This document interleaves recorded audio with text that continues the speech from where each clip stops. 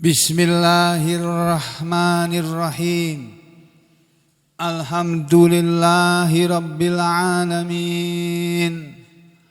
Wassalatu wassalamu ala rasulillah wa ala alihi thahirina ajma'in. Amma ba'du ayuhan nas, ittaqullaha mastata'tum wasma'u wa ati'u la'allakum turhamun. Segenap muslimin rahimakumullah, baik yang berada di dalam masjid ini maupun yang ada di luar masjid sana, dari kalangan para muslimin dan muslimat, kita lanjutkan pelajaran pada pagi hari ini, yaitu pelajaran tafsir surat yang ke-18, surat Al-Kahfi. Di mana pada pertemuan sebelumnya kita sudah sampai pada ayat yang ke-7 yang dijelaskan dan dilanjutkan pada ayat yang ke-8. Pada dua ayat ini, ayat yang ke-7 dan 8 dari surah Al-Kahfi, Allah Subhanahu wa ta'ala berfirman, A'udzu billahi minasy syaithanir rajim. Inna ja'alna ma'alal ardi zinatan laha linabluwahum ayyuhum ahsanu amala wa inna laja'iluna ma'alaiha sa'idan juruza. Inna, sesungguhnya kami, maksudnya sesungguhnya kami Allah, ja'alna, kami telah menjadikan, ma, apa saja, yang ala, pada atau di atas, al-ardi, bumi itu, zinatan, sebagai perhiasan, laha, baginya, bagi bumi. Sesungguhnya kami telah menciptakan, menjadikan apa saja yang ada di atas bumi itu, wahai Rasulullah, sebagai perhiasan bagi bumi. Linabluwahum, untuk kami menguji mereka, agar kami menguji mereka, manusia ini khususnya dan bangsa jin. Ayyuhum, siapakah di antara mereka yang ahsanu, paling baik amalan, amalnya. Yang ahsanu amalan, yang paling ikhlas amalannya. Itu firman Allah pada ayat yang ke-7 dari surat yang ke-18, surat Al-Kahfi, yang pada ayat ini Allah Subhanahu wa ta'ala menjelaskan kepada kita bahwa Allah telah menciptakan bumi ini beserta segala isinya itu sebagai perhiasan bagi bumi. Allah menciptakan gunung juga sebagai perhiasan bagi bumi. Allah menciptakan laut juga sebagai perhiasan bagi bumi. Allah menciptakan berbagai macam tumbuh-tumbuhan, berbagai macam hewan, dan berbagai macam makhluk-makhluk lainnya. Itu semuanya sebagai perhiasan bagi bumi, untuk membuat bumi ini menjadi indah. Berbagai macam bunga-bungaan yang beraneka warna itu menjadi hiasan dari bumi ini. Ya. Ini penjelasan Allah yang pertama. Yang kedua yang terkandung pada ayat 7 ini, untuk apa sih Allah menciptakan bumi beserta isinya ini? Disebut di sini. Yang dimaksud dengan diciptakannya bumi ini beserta isinya adalah linabluwahum, agar kami menguji mereka manusia, khususnya karena kita bangsa manusia. Walaupun Al-Quran ini turun ke dunia ini, meskipun Al-Quran ini turun ke dunia ini, ditujukan oleh Allah kepada jin dan manusia. Jadi ada ayat Al-Quran ini diperuntukkan oleh Allah kepada bangsa jin dan bangsa manusia. Agar mereka bangsa jin dan manusia yang diciptakan oleh Allah ini mau menjalankan perintah Allah dan meninggalkan larangan Allah. Dan mau diuji oleh Allah dengan berbagai ujian. Termasuk ujian Allah adalah semua perintah Allah, semua larangan Allah itu adalah ujian dari Allah bagi kita, manusia maupun bangsa jin. Itu yang terkandung dalam ayat ini. Diciptakannya bumi beserta isinya adalah untuk menguji manusia dan bangsa jin. Ujiannya untuk mengetahui ayyuhum ahsanu amala, siapakah di antara mereka yang paling baik amalannya. Begitu Bapak Ibu dan saudara sekalian. Jadi kita hidup ini untuk diuji oleh Allah. Makanya hidup ini adalah ujian.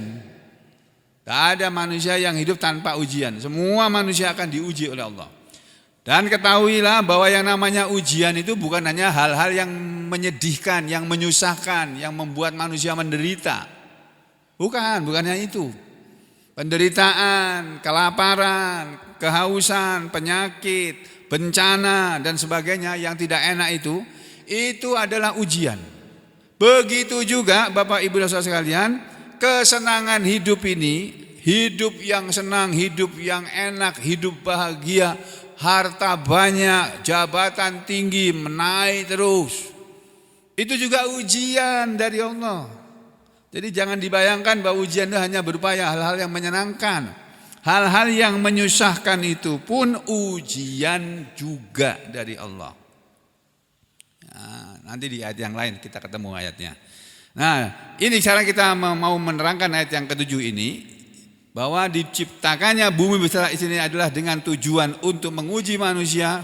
Siapa di antara mereka yang paling baik amalannya. Kita setiap hari diuji oleh Allah. Dengan perintah-perintahnya, dengan larangan-larangannya. Siapa di antara kita yang mau segera menjalankan perintahnya dan segera meninggalkan larangannya. Di samping diuji juga dengan ujian yang lainnya. Kadang-kadang kita diberi oleh Allah dengan ujian berupa kesehatan. Ketika kita diberi oleh Allah ujian berupa kesehatan ini, apa yang kita lakukan di masa sehat kita? Itu ujian dari Allah. Allah akan melihat kita. Apa yang kita lakukan ketika kita sehat. Begitu juga ketika Allah menguji manusia dengan sakit, penderitaan. Allah akan melihat bagaimana ketika kita menderita. Apa yang kita ucapkan dalam penderitaan kita itu. Apa yang kita lakukan dalam penderitaan kita itu. Diuji semuanya. Kadang-kadang kita diuji dengan banyak duit. Kita sedang diuji oleh Allah tuh dengan duit yang banyak. Dipakai untuk apa coba duit yang banyak itu oleh si manusia ini. Dilihat, dinilai oleh Allah. Dan ketika diuji oleh Allah dengan uangnya sedikit, enggak banyak duit, enggak dapat banyak uang. Apa yang dia lakukan? Apa yang dia ucapkan dan apa yang dia lakukan? Kita semua akan diuji oleh Allah. Ya, untuk apa sih Allah menguji manusia ini? Kenapa Allah menguji dengan hal yang menyusahkan, yang membuat orang menderita? Ya itu tadi, untuk mengetahui siapa di antara manusia ini yang paling baik amalannya. Baik amalan lisannya maupun amalan arkannya. Amalan lisannya, amalan mulutnya, dan amalan arkannya, amalan anggota tubuhnya. Bagaimana dia berbuat ketika diuji oleh Allah dengan kesenangan atau penderitaan, dengan kesehatan atau sakit, ya, dengan rezeki yang melimpah luah banyak atau rezeki yang sempit yang sedikit, itu semuanya ujian. Ini ayat sebagaimana disebut oleh Allah yang senada dengan ayat 7 surat Al-Kahfi ini terdapat pada surat yang terkenal yang juga dibaca oleh Rasulullah sallallahu alaihi wasallam setiap malam sebelum tidur. Setiap malam sebelum tidur Rasulullah SAW selain membaca surat Al-Kahfi ini juga membaca surat ini, surat yang ke-67, yaitu surat Al-Mulk atau surat Tabarok. Ini surat dalam Al-Quran yang bernama Al-Mulk. Al-Mulk itu artinya kekuasaan atau kerajaan. Jadi ada salah satu surat dalam Al-Quran yang namanya surat kerajaan atau kekuasaan. Kenapa sampai ada nama surat kok kekuasaan, kerajaan? Sering saya sampaikan di mimbar ini, di majelis ini, bahwa setiap nama-nama surat dalam Al-Quran itu sesuatu yang penting untuk dibicarakan. Termasuk kekuasaan, termasuk kerajaan. Jadi membahas tentang kekuasaan itu penting. Kekuasaan itu penting. Karena itu Allah ada kirimkan surat dari Allah kepada manusia ini dengan judul, dengan nama Al-Mulk. Ya, kenapa? Ya karena manusia itu banyak yang kepengen menjadi penguasa. Dan kekuasaan itu penting. Kalau kekuasaan kita tidak punya kekuasaan, kita tidak bisa berbuat apa-apa.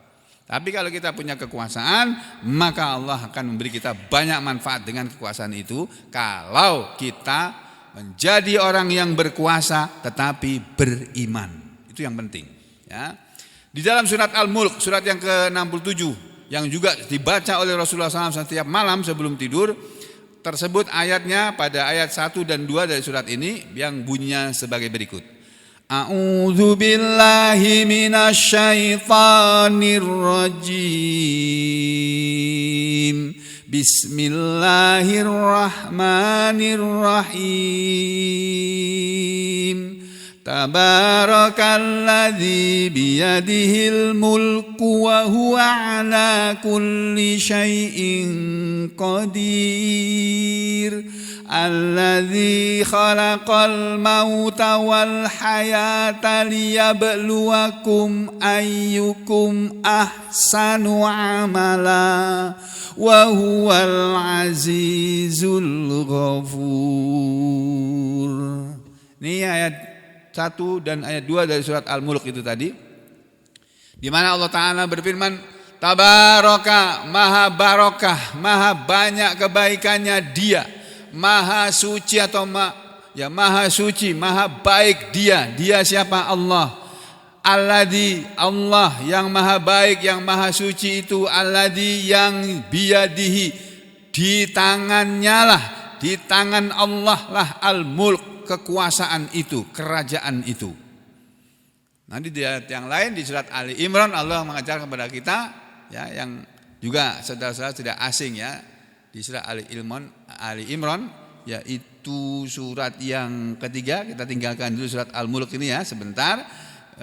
Surat yang ke-67 ayat 1 kita tinggalkan, kita menuju ke surat yang ketiga, yaitu surat Ali Imran di ayat yang ke-26 apa berapa, 7 kalau enggak salah itu ya. 26. Qulillahumma malikal mulki tu'til mulka man tasha'u wa tanzi'ul mulka mimman tasha'u wa tu'izzu man tasha'u wa tudhillu man tasha'u biyadikal khair innaka ala kulli syai'in qadir. Ini ayat yang ketiga dari surat Ali Imran yang menerangkan bahwa maha suci Allah, maha banyak kebaikannya Allah. Tabarakalladzi biyadihil mulk, yang di tangannya lah kekuasaan. Ini diterangkan dalam surat ini. Kul, katakanlah wahai Muhammad, wahai Rasulullah. Allah mengajari kita untuk mengatakan, untuk mengucapkan sebagai berikut. Allahumma ya Allah, malikal mulk, yang memiliki kekuasaan, pemilik kekuasaan. Tu'ti, engkaulah yang memberikan al-mulka, kekuasaan itu, man tasya, kepada siapa yang engkau kehendaki. Wa tanzi'u, dan engkaulah yang mencabut al-mulka, kekuasaan itu, mimman, dari siapa saja yang tasya engkau kehendaki. Wa tu'izzu, dan engkaulah yang memuliakan, man tasya, siapa yang engkau kehendaki. Wa tudhillu, dan engkaulah yang merendahkan, menghina, man, siapa yang tasya engkau kehendaki. Jadi katakanlah Muhammad, ya Allah yang memiliki kekuasaan, engkaulah yang memberikan kekuasaan itu kepada orang yang engkau kehendaki, dan engkaulah yang mencabut kekuasaan itu dari siapa yang engkau kehendaki, dan engkaulah yang memuliakan siapa yang engkau kehendaki, dan yang menghinakan dan merendahkan siapa yang engkau kehendaki. Biadikal khair, di tangan engkau lah ya Allah segala kebaikan itu. Innaka, sesungguhnya engkau ya Allah, ala atas kulli setiap syai'in sesuatu, qadirun maha kuasa. Di tanganmu lah segala kebaikan dan engkau maha kuasa atas segala sesuatu. Ini ayat yang menerangkan bahwa kekuasaan itu ada di tangan Allah. Ya, sama dengan ayat tadi di surat Al-Mulk itu tadi. Di surat yang ke-67 ya, ayat yang pertama. Tabarakalladzi biyadihil mulk wa huwa ala kulli syai'in qadir. Yang tadi kita baca ini loh, surat 67 ayat pertama ini. Tabaraka, maha banyak kebaikannya dia Allah, alladzi yang biyadihi, di tangannya, al-mulk, kekuasaan itu, yang tu'til mulka man tasya wa tanzi'ul mulka mimman tasya. Nah itu di tangan dialah Allah kekuasaan itu, wa huwa, dan dia Allah, ala kulli syai'in qadir, atas segala sesuatu maha kuasa. Allah maha kuasa, maha berkuasa terhadap segala sesuatu. Jadi segala sesuatu berada dalam kekuasaan Allah, Pak, Bu. Kita ini dalam kekuasaan Allah, dalam genggaman Allah. Kalau Allah menghendaki kita baik, kalau Allah menghendaki seseorang itu baik, maka dia akan jadi orang baik. Kalau Allah menghendaki kepada dia untuk jahat, maka orang itu akan jahat. Nah, kenapa kalau Allah membuat ada orang jahat, ada orang baik? Kenapa Allah enggak bikin semua orang baik aja? Kenapa harus ada yang jahat? Nah, dia maunya begitu kok. Terserah dia. Dia berbuat apa yang dia sukai kok. Fa'alul lima yurid, kata Allah. Dia Allah itu maha berbuat kepada apa yang dia kehendaki, yang dia inginkan. Jadi kehendak Allah itu enggak ada yang bisa melawan. Kehendak Tuhan tuh, ya kehendak Tuhan akan terjadi apa yang dia kehendaki. Ya, perang Timur Tengah yang sekarang lagi gencatan senjata, masing-masing saya kira mempersiapkan diri untuk perang lagi, itu enggak mungkin. Enggak ada cerita gencatan senjata terus damai, enggak ada. Ya selama ini yang kita tahu gencatan senjata istirahat dulu, capek. Perang capek, pada hancur semua bangunan. Dibangun bertahun-tahun supaya semalam aja lenyap. 12 hari hancur banyak kota-kota besar di Israel itu. Dan sejak tahun 1948, Pak, baru sekali ini ada negara yang dianggap kecil, dianggap remeh dan diboikot oleh dunia, oleh PBB, yang namanya negara Iran. Satu-satunya negara yang bisa menghancurkan Israel dalam beberapa hari aja. Dalam beberapa hari aja.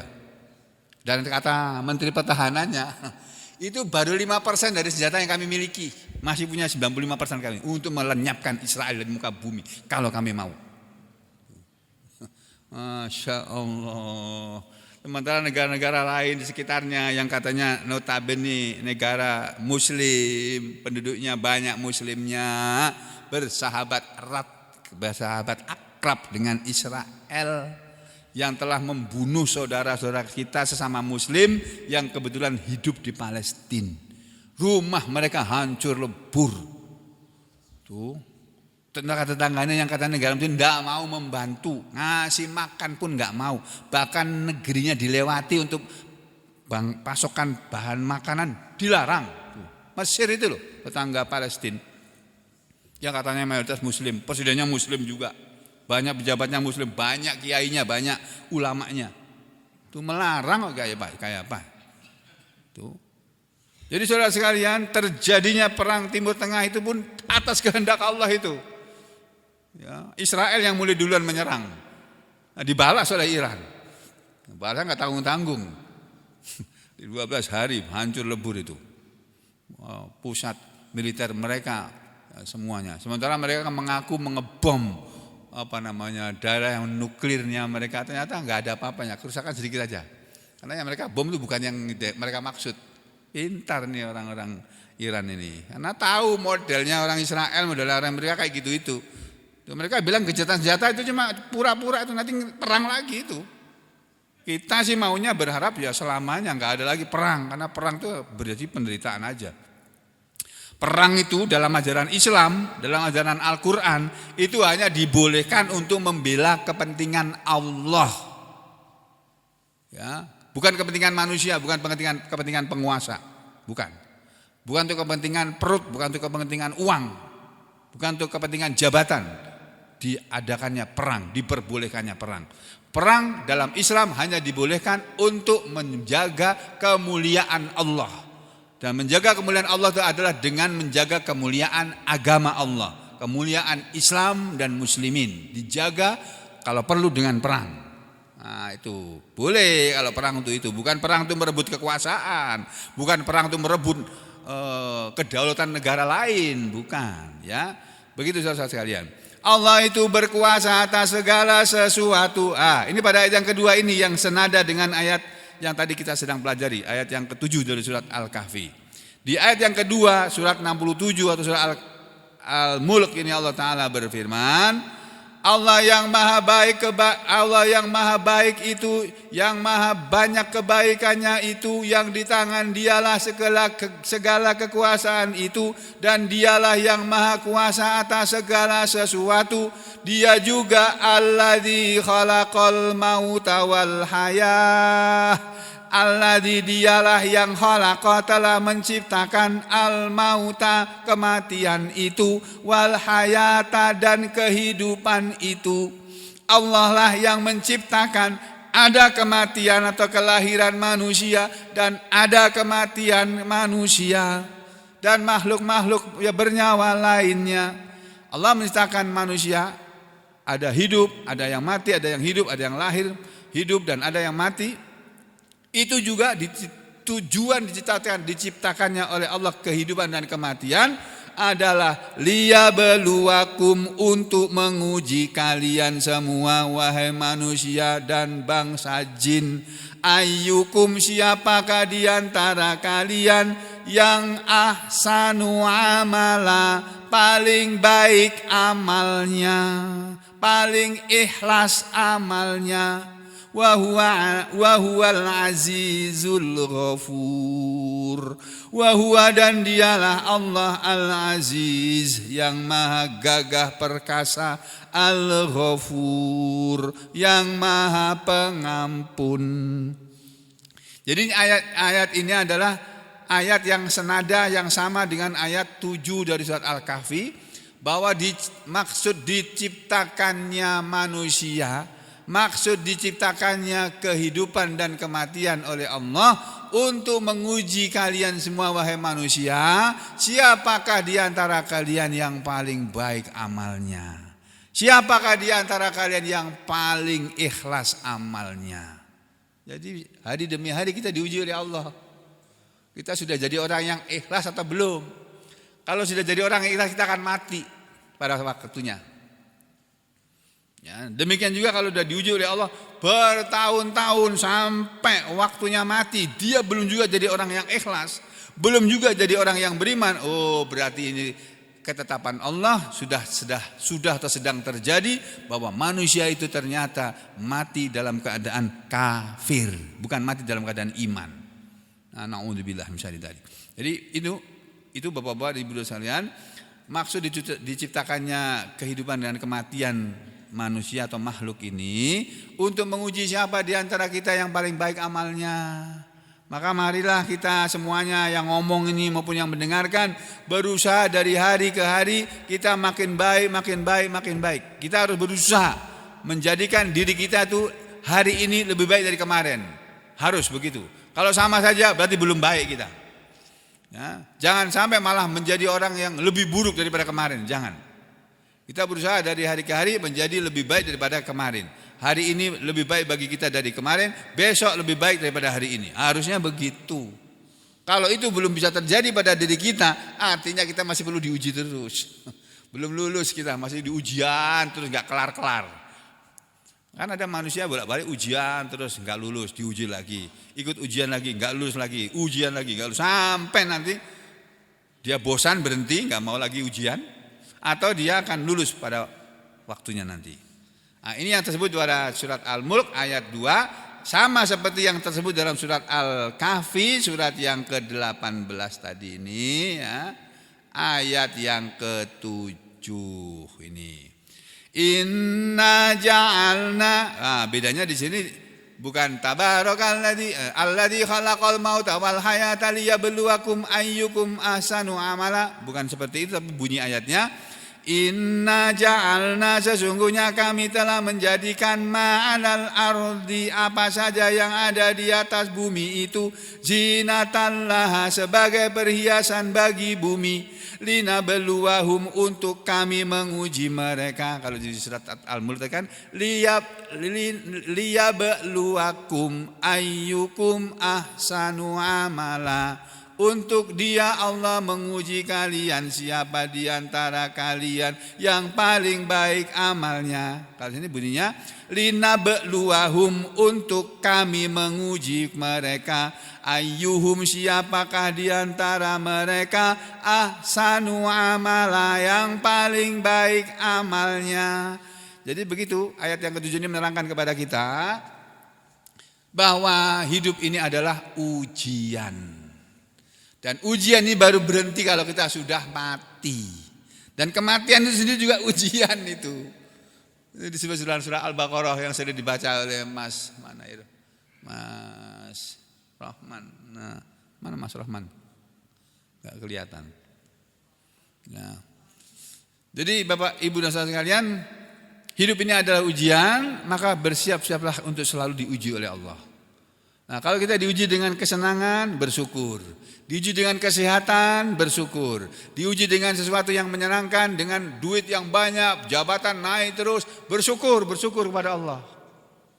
Kalau kita diuji oleh Allah dengan penderitaan, dengan sedikit rezeki, sempit rezekinya, uangnya kurang, habis terus. Diuji dengan sakit, sabar.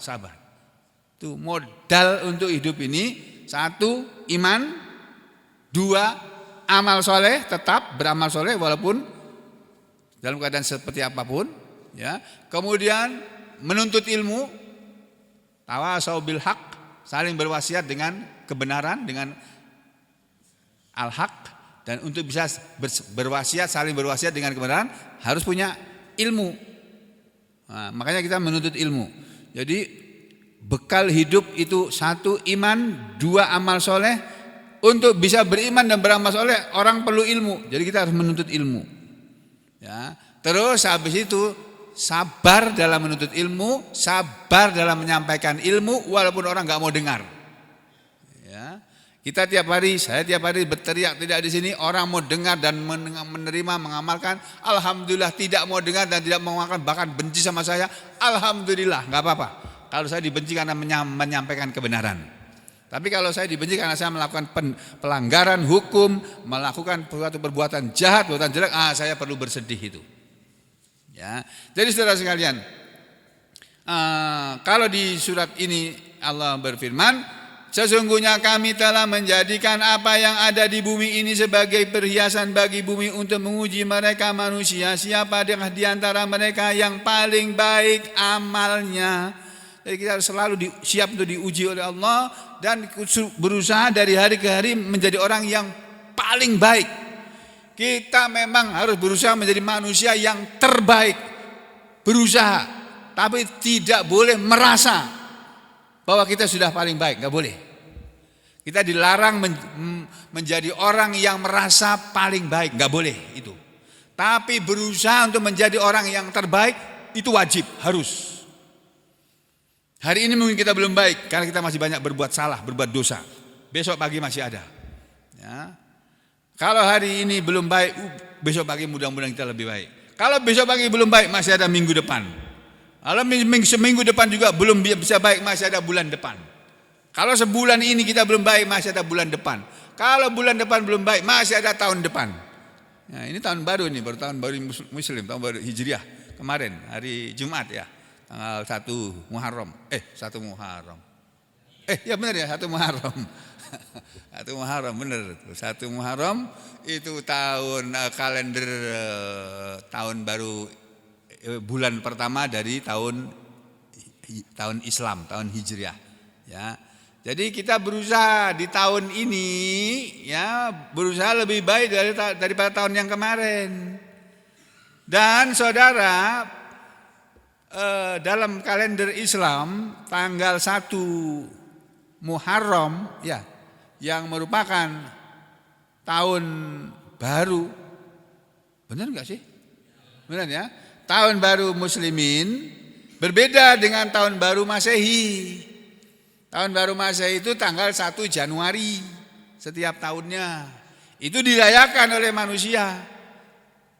Nah, manusia seluruh dunia merayakan tahun baru, termasuk orang Islamnya, termasuk yang bukan orang Islamnya pun merayakan.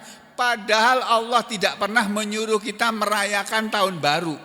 Gak ada perintah dalam agama kita, dalam agama Islam ini, baik di dalam Al-Quran maupun dalam hadis-hadis atau hadis-hadisnya Rasulullah SAW yang menyuruh kita merayakan tahun baru. Gak ada kisahnya, gak ada ceritanya. Jadi ngapain kita capek-capek merayakan tahun baru, mengeluarkan banyak biaya hanya untuk membeli kembang api, membeli mercon, diledakkan, diletuskan, membeli kembang api dibakar, dikiranya itu nggak pakai uang itu, pakai uang itu mah. Nah, ngapain kita melakukan hal seperti itu padahal nggak ada perintahnya? Kenapa kita tidak sedekahkan aja uangnya untuk beli kembang api itu, untuk beli mercon tuh ke kotak-kotak infak di masjid-masjid, di musola-musola, atau di tempat-tempat di mana orang meletakkan kesempatan untuk berinfak? Kenapa kita tidak lakukan itu untuk itu? Malah untuk beli mercon yang bikin kaget orang aja, yang bisa menimbulkan kebakaran, dan itu sudah sering terjadi. Ya, kenapa kita orang Islam ikut merayakan tahun baru padahal nggak ada perintah dalam Islam untuk merayakan tahun baru Masehi? Jangankan perintah untuk merayakan tahun baru Masehi, Pak, Bu, perintah untuk merayakan tahun baru Hijriah itu pun nggak ada dalam agama kita. Silakan saudara baca ayat Al-Quran dari depan sampai belakang. Pelajari baik-baik, baca semua tafsir yang ada. Gak ada satupun ayat yang menyuruh kita merayakan tahun baru Islam, tahun baru Hijriah, gak ada. Yang ada adalah muhasabah. Perintah untuk muhasabah, untuk menghitung-hitung diri kita, untuk introspeksi diri kita. Kayak apa kita nih di tahun yang baru ini?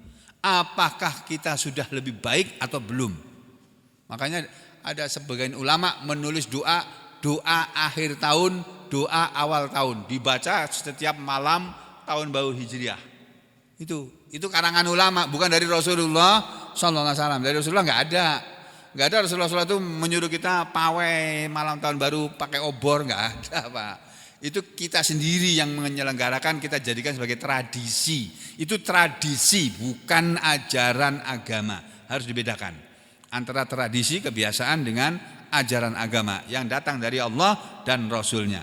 Ya, jadi saudara sekalian, kita tiap hari, tiap saat, tiap waktu, tiap hari, tiap minggu, tiap bulan, tiap tahun diuji oleh Allah untuk supaya kita menjadi orang yang paling baik sampai akhir hayat kita. Nah, di saat akhir hayat kita sudah tiba waktunya, di saat ajal kita sudah tiba, harusnya kita sudah menjadi manusia yang terbaik bagi kita, bagi diri kita masing-masing.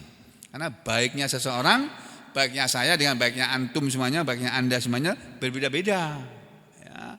Nah, kita ingin menjadi orang yang terbaik, itu dibolehkan. Tapi kalau merasa sudah menjadi orang yang terbaik, itu dilarang. Nggak boleh. Ya. Jadi ini tujuan Allah mengadakan bumi beserta isinya, menciptakan kematian dan kehidupan untuk menguji di antara manusia ini siapa yang paling baik. Lalu Allah berfirman pada ayat yang ke-8, wa inna laja'iluna ma'alaiha sa'idan juruza. Wa inna, dan sesungguhnya kami Allah, laja'iluna, sungguh kamilah yang berbuat, yang menjadikan ma'alaiha, apa yang ada di atasnya, apa yang ada di atas bumi itu, kelak nanti akan kami jadikan sa'idan, satu menjadi tanah jurujan yang tandus, yang gersang. Akan tiba waktunya Pak, Bu, dunia, bumi beserta isinya ini yang mula-mula indah nanti akan menjadi tanah yang kosong, songidan, tanah yang kosong, jurujan yang tandus, yang kering, yang tidak ada tanaman-tanamannya lagi. Kenapa? Ya karena sudah datang hari kiamat. Sekarang masih belum, ya masih banyak bangunan-bangunan indah, masih banyak tempat-tempat indah yang dikunjungi oleh manusia. Pengen lihat keindahan satu negara, datang ke negara sana untuk melihat keindahan negara itu. Nah kita yang di Indonesia ini sudah punya tempat yang indah, tapi masih belum puas juga, masih piknik ke luar negeri. Masya Allah. Nah, saudara-saudara sekalian, Allah menyatakan dalam ayat yang ke-8 dari surat Al-Kahfi ini yang berbunyi ayatnya, dan sesungguhnya kamilah yang pasti akan menjadikan apa yang ada di atas bumi itu menjadi bumi yang tergersang, yang tandus, tanah yang gersang, tanah yang tandus. Ini dalam tafsir Ibnu Katsir diterangkan ayat ini ya oleh Imam Ibnu Katsir dalam kitab tafsirnya sebagai berikut. Ini saya kasih tahu ya. Summa kemudian kata Ibnu Katsir, tulis Ibnu Katsir dalam kitab tafsirnya, akhbar ta'ala, Allah Ta'ala telah mengabarkan annahu bahwasanya dialah yang ja'alat dunya, telah menjadikan dunia ini daron faniyah, negeri yang fana, tempat yang fana. Fana artinya sesuatu yang habis. Dunia ini fana, maksudnya dunia ini bisa habis. Sekarang masih belum habis. Masih dikelola terus manusia ini, bumi ini dengan segala macam yang ada di perut bumi. Yang ada di atas bumi sudah dibabat semua hutan-hutannya. Kayu-kayu di Kalimantan sudah pada pindah ke Tiongkok, ke Singapura, kemana-mana di seluruh dunia. Sementara rakyat Kalimantan tetap miskin. Ya. Nah sekarang giliran tanahnya ini yang diobrak-abrik dengan mesin-mesin alat-alat berat itu. Digalilah tambang-tambangnya, tambang biji besinya digali, tambang emasnya digali, tambang batu baranya diambilin semuanya. Untuk apa? Untuk kepuasan manusia itu tadi. Padahal Undang-Undang Dasar Negara ini menyatakan supaya dikelola negeri ini untuk sebesar-besar kemakmuran rakyat. Bukan sebesar-besar segelintir rakyat, bukan. Untuk sebesar-besar kemakmuran seluruh rakyat Indonesia, mestinya begitu. Jadi hasil tambang dari yang dikelola oleh Pertamina atau oleh Kementerian SDM Kementerian BUMN itu, ya itu mestinya dikelola itu untuk kemakmuran rakyat. Nah itu belum kita rasakan. Yang merasakan baru segelintir orang. Masya Allah. Nah saudara, gak apa-apa lah, biarlah aja orang yang berkuasa itu tetap berkuasa dengan kuasanya dan merampok kekayaan negeri ini untuk kepentingan diri mereka atau keluarga mereka. Kita jangan termasuk bagian dari mereka, itu yang penting. Biarkan orang lain begitu. Kalau bisa kita peringatkan, kita kasih peringatan dengan lembut. Ya, Pak, Bu, jangan gitu dong. Ya, pian berkuasa. Bukan, negara ini bukan milik pian, negara ini milik seluruh rakyat Indonesia. Jadi digunakan misalnya untuk kepentingan seluruh rakyat Indonesia, mestinya begitu. Insyaallah, Iran yang kecil negaranya dibandingkan negara kita aja bisa mengadakan pendidikan gratis ya, dari tingkat dasar sampai perguruan tingginya, nggak ada orang korupsi di sana. Masya Allah. Zaman sekarang, kalau zaman Shah Iran dulu. Shah Iran berkuasa, oh itu korupsi itu, makanya ditumbangkan itu. Lalu terbentuklah negara Islam Iran. Jadi Iran itu negara Islam tuh Pak, menyatakan. Dan saya pernah baca undang-undangnya tuh, karena disebarkan oleh kedutaan besar Iran di Indonesia. Buku kecil saya dapat, entah siapa yang ngasih dulu, saya dapat itu. Ada itu negara Republik Islam Iran. Dasar negara, apa dasar negaranya? Al-Quran. Gak main-main Pak. Jadi dasar negara Islam itu Iran itu adalah Al-Quran. dasar negaranya, undang-undangnya. Makanya di dalam negara mereka nggak ada itu. Korupsi itu diperbolehkan, boleh. Nah, kembali ke sini ya. Dengan ayat yang ke-8 ini, ya, bahkan dari ayat yang ke-7 dan 8 ini, Allah, kata Ibnu Katsir, Allah Ta'ala mengabarkan bahwa Dia telah menciptakan dunia ini sebagai negeri yang fana, yang bisa habis, muzayyinatan bizinatin, yang dihias-hiasi dengan perhiasan zailah, yang bisa habis, bisa hilang. Jadi perhiasan dunia itu semuanya bisa hilang, bisa habis. Bahkan dunia ini pun bisa habis. Tuh. Jangan tanya benda-bendanya, kita ini loh yang sekarang masih hidup nanti akan habis kok umurnya kok. Akan hilang kita dari pentas dunia ini kok. Enggak ada lagi yang namanya Sugeng teriak-teriak di masjid ini, akan tiba waktunya nanti. Saat ini masih teriak-teriak di masjid ini. Karena masih diberi oleh Allah kehidupan. Saya itu terus terang lebih nyaman tinggal di Sampit ini, Pak, daripada tinggal di Solo. Di Solo banyak orang yang ngajarin Al-Quran. Di sini sedikit ya. Ya, saya di sini alhamdulillah kebetulan Allah takdirkan sebagai pengajar. Kalau di sana di Solo saya jadi murid, jadi orang yang belajar. Guru-guru saya ada di sana semua. Ya. Nah, saudara sekalian, Allah menjadikan dunia ini sebagai sesuatu yang fana, yang bisa habis, dan kita pun bisa habis. Jangankan harta kita yang sekarang masih banyak barangkali. Nanti akan habis tuh harta pelan-pelan tapi pasti. Nyawa kita pun akan habis. Ya, kesehatan kita akan habis, kekuatan kita akan sedikit demi sedikit berkurang. Sekarang saudara masih kuat, lari keliling taman. Tadi malam saya ketemu pasien perempuan. Dia bilang dia bisa ngelilingi taman itu 9 putaran. Wah, hebat sampean, Bu. Aku lari 3 putaran aja udah menggeh itu. Kalau orang ini bilang manggah, kalau orang Jawa bilang menggeh. Manggah, sesak napasnya. Kalau lari loh, lari sprint, lari cepat keliling taman itu 3 kali nggak kuat aku. Nah, ini ada ibu-ibu ini, sampean kuat, kenapa pian datang ke sini berobat? Pinggang ulun sakit. Nah, itu kebanyakan lari ya. Kebanyakan jogging itu. Itu sampean datang, aku lihat data catatan kesehatannya, rekam medisnya. Pian sudah setahun ini alhamdulillah sehat, Bu. Kenapa pian datang lagi ke sini? Pinggang ulun sakit, Dok. Kenapa? Habis lari keliling taman 9 kali. Astagfirullahaladzim. Nah, jadi kembali itu tadi cuma intermezzo aja ya Bapak Ibu sekalian. Jadi saudara sekalian, kesehatan kita bisa habis, bisa berkurang dan habis. Makanya ketika kita sehat, mari kita gunakan kesehatan kita untuk berbuat baik. Ketika kita sakit, kita tidak bisa berbuat baik lagi, sakit. Ini saudara kita Pak Haji Wahid nih sampai hari ini belum bisa datang ke masjid. Walaupun beliau masih ada, dalam arti kata masih hidup gitu loh, masih ada. Tapi tidak bisa beramal seperti biasanya. Kenapa?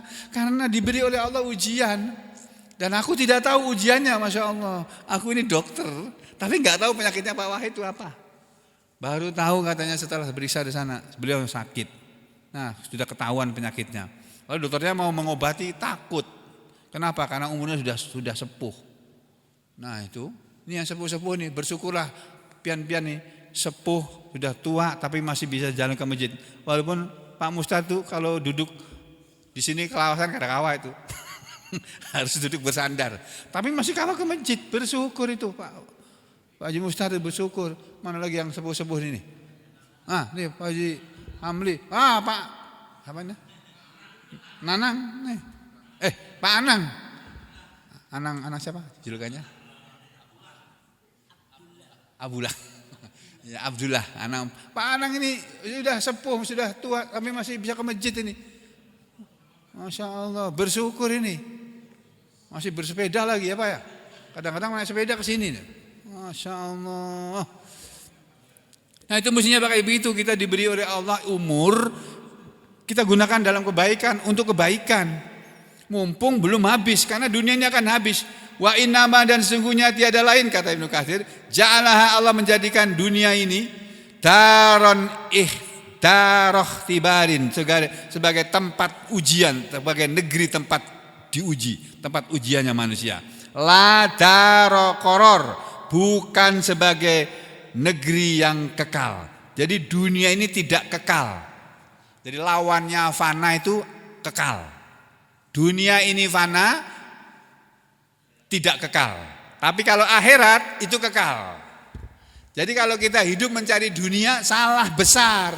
Kita mencari sesuatu yang bisa hilang kok. Kalau seharusnya yang normal, yang sehat itu kita mencari sesuatu yang kekal, yang abadi.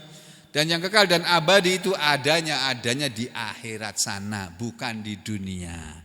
Dunia ini kita pakai, kita cari apa yang ada di dalam dunia ini untuk bekal kita di akhirat. Itu seharusnya kita jalani hidup ini dengan cara seperti itu. Sebelum nanti Allah menghabiskan dunia ini beserta isinya.